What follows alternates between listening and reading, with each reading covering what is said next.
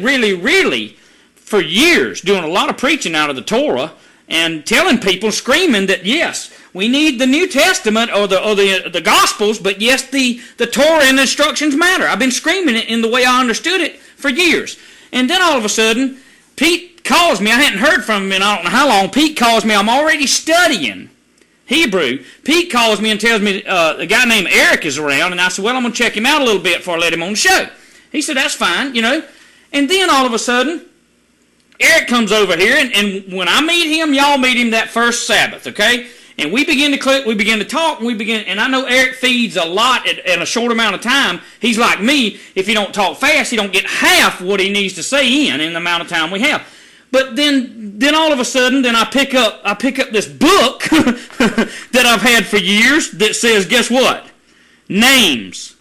Father and the Son and the importance of his names or their names in Scripture. So I begin to delve into it. I begin to delve into my Strong's Hebrew commentary, okay? And this is the way it's going, and it seems to me it's in the Creator's time when he says, okay, he's ready. He's not going to cast my pearls before the swine. He's not going to trample them under his feet, but he's ready to go to the next level with me. And I say that in all humility because I'm probably the worst there are out there, the chiefest of sinners, the lowest in the kingdom, but at least I know I'm on my way to the kingdom. That's what I can say, Pete. And if Eric wants to say a few words before I go into Jeremiah, that's fine. Just wanted to say that I'm holding that book in my hand. No, you ain't. It's by Todd D. Bennett. No, you ain't. I got it right here in my hand. What you need to do is go to page 70. So you were looking at Todd Bennett's book? Is that the one? Yeah. Todd Bennett, just for people to know, his website is called Shema Israel. So it's SHEMAYISRAEL, ShemaIsrael.com. He's written a series of books called the Walk in the Light series. And he's putting together about a dozen books. He's got quite a few of them written, and they're just little paperbacks, somewhere 150, 200 pages. The guy's an attorney. He's got a brilliant mind, but he writes simply, directly, clearly, and I would highly recommend him to anyone interested. If you cannot find his book elsewhere, like I said, go to ShemaIsrael.com, go to Hebrew Nation Radio out of Salem, Oregon, and they carry his books. Now, let me say this. Pete, can you hear me? Yes, sir. Okay. Now, Pete did not give me this book. I've had this book for years.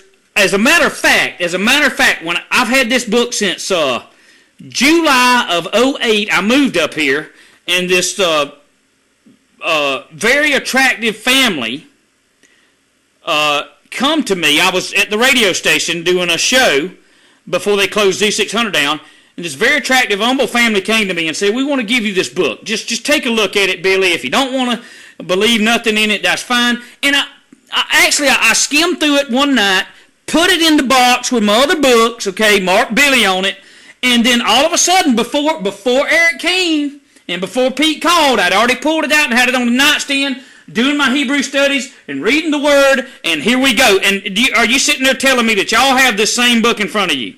Yeah, it's great. Okie dokie. All right, here we go then. Let me move forward because I tell you what, I got bumps all over me from head to toe. So let me move forward in Jeremiah 23. Then we're going to get into chapter 10 of this book, okay? Great. Okay. Now, Jeremiah 23, 25, 26, and 27. I've heard what the prophet said, that prophesy lies in my name, saying, I have dreamed, I have dreamed. Verse 26, how long shall this be in the heart of the prophets that prophesy lies? Yea, they are prophets of deceit of their own heart. Verse 27, which think to cause my people to forget my name by their dreams, which tell every man to his neighbor, as their fathers have forgotten my name for Baal. Now, let me run something by you. I'm actually going to let Eric explain the name God and Baal again. He did it over yonder, but there's listeners here that wasn't there at the Sabbath that day. Briefly explain it, slow down if you can, and explain the Baal and the God word connection, please. Go ahead. Okay, real quick, I want to do one thing first. Go ahead. First of all, just let people know, I believe you have it archived. It was April 28th. That was the day that me and Pete were over here place on air. If you still have it archived, people can listen, right? Yep. Okay. If you read the very next verse, after you finish in 27, it says, the prophet who has dreamed a dream, let him relate the dream, and he who has my word, let him speak my word in truth. What is the chaff to the wheat, declares Yud-He-Vav-He. And the Yud-He-Vav-He, just so people know, those are the 4 Hebrew letters which spell his name. Absolutely. A few years ago, I used to say Yud-He-Vav-He, and somebody thought, how's that again? Is that the name of the Lord himself, Yud-He-Vav-He? No, it's Yud-He-Vav-He. Those are 4 letters. There's 2 letter He's are the same letter. Yud, otherwise known as Yod maybe, or Yod, and the Vav can sometimes be pronounced as a Wah or a Wav, or the Vav has 4 different phonetics, a U, a V, an O, or a W. So you get, like the word David, they say was not pronounced that way in the ancient Hebrew. It would be Dawid, or Dude, or Daoud, or Dawid. Because there's these different phonetics, they don't really know quite the way it was pronounced. But then you get into verse 29, is not my word like a fire, declares Yud-He-Vav-He, and like a hammer that shadows a rock. Go on to verse 31. Well, just go in sequence. Therefore, see, I am against the prophets, declares Yud-He-Vav-He, who steal my words, every one from his neighbor. See, I am against the prophets, declares Yud-He-Vav-He, who use their tongues and say, he declares. Mm-hmm. See, I am against those who prophesy false dreams, declares Yud-He-Vav-He, and relate them and lead my people astray by their falsehoods and by their reckless boasting. But I myself did not send them, nor have I commanded them, and they do not profit this people at all, declares Yud-He-Vav-He. Mm-hmm. And when these people or the prophet or the priest ask you, saying, what is the... Now in this translation it says message of Yahweh. Another translation in Hebrew says, what is his burden? Or like, what's his thing? What's he so upset about? This particular word, it says, then you shall say to them, what is this word? I shall forsake you, declares Yud-He-Vav-He. As for the prophet and the priest and the people who say, oh, the burden of Yahweh, the burden of the Lord, the message of the Lord, I shall punish that man and his house. This is what each one says to his neighbor and each one to his brother. What has Yahweh answered and what has Yahweh spoken? But the message of Yahweh you no longer remember, for every man's message is his own word. For you have changed the words of the living Elohim, Yahweh Zavot, or Yod-He-Vav-He of hosts, or in English you might say, the Lord Sabaoth, our Elohim, our God. This is what you say to the prophet. What has Yod-He-Vav-He answered you, and what has Yod-He-Vav-He spoken? The point is about this. People talk about, oh, I got a word. You got a word? What is his word specifically? What has he said? What has he spoken? What has he given us? And the people that go off and say, oh, I got a word. I got an insight. I got a revelation. I had a dream. I had an unction. He gave me an impartation. This is saying here that Yahweh will punish the ones who go on about their personal subjective revelations, who do not turn his people back to his words. Now, the question is, who is he?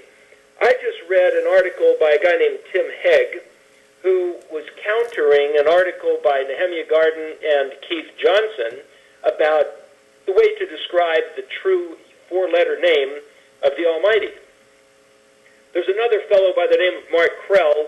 If anybody's interested, Pinnacle Cascade Productions, he put out about an hour-and-a-half long video on the very matter you would just ask me to talk about, which is the meaning of the word God and the meaning of the word Lord.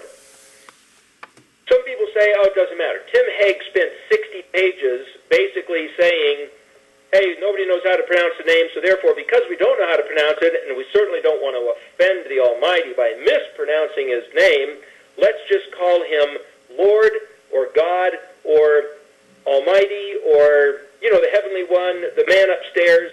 Call him, as the Jews do, Hashem, which literally means the name. Call him the name if you don't know how to pronounce or pronunciate his name.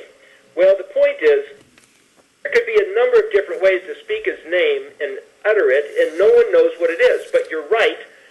Up until about 500 years ago, there was no letter J. If anything, there was two letter I's right each other. Then the second created and became the letter J. So it was never pronounced Jesus or Jehovah or Joshua. That sound simply didn't exist, which is why in Greek or Latin it would be Jesus or Yesu. Mm-hmm. It was the Y phonetic or the I or the E sound, but never a J. So for anybody to say, Jesus is the name above all names, no, it is not. And let me stop you. Listen to me. I used to say it, and here's what I believe about it. I knew what I knew. To what? To where much is given, much is required. He knew I was calling on him. He knew I didn't know any better. Because I was a snot... Let me say it like this, Eric. Although I was grown, I was a snotty-nosed kid sucking my thumb, knowing I needed to call upon the Creator, and that's the only way I need to call upon it. And he did. He did accept me at that point in time.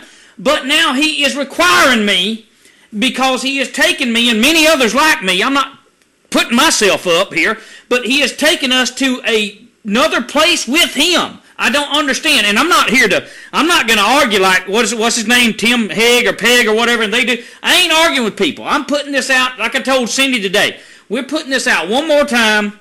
I'm putting it to rest. I cannot spend the rest of my ministry on the name of Yahweh and the name of Yeshua, but I'm doing it again as we did the Sabbath day in April. I'm doing it again, and everybody has to work out their own salvation with trembling and fear before Yahweh, and that's why I wanted to do it one more time in humility and in love to let you know this is where I'm headed. Whosoever wants to head that way and study themselves to be approved, I'm fine with it. If you want to call him Jesus the rest of your life, that's your business. And again, I reiterate, I absolutely believe that he knew that I was calling on him for what I knew. And I believe that he accepted that because I did not know. I did not know any different. By the way, I have went back. This is just me, Eric. Now, I don't, whatever anybody else wants to do, you do it on your own. This is not a cult here. I do not have a church here.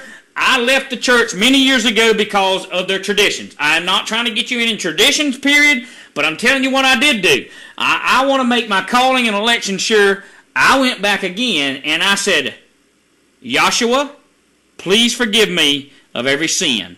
Cleanse me, save me, write my name in the Lamb's Book of Life, fill me with your Ruach and your wind, cover me in your blood. I prayed it, y'all. I didn't have a problem with it because guess what? Hey, I ain't taking no second chances, brother. I'm not saying anybody that didn't know this revelation didn't make it to heaven. I'm just simply saying, as for me and my house, we're working on the name. We're working on the obedience that he gives to us. Go ahead, Eric. Well, I would encourage people to read the entire book of Jeremiah. If you go back and you read Jeremiah chapter 4, you will see some little matter about Yahweh divorcing the northern kingdom of the house of Israel, but yet not divorcing the southern kingdom of Yehuda or Judah, though they did worse things than the northern kingdom did.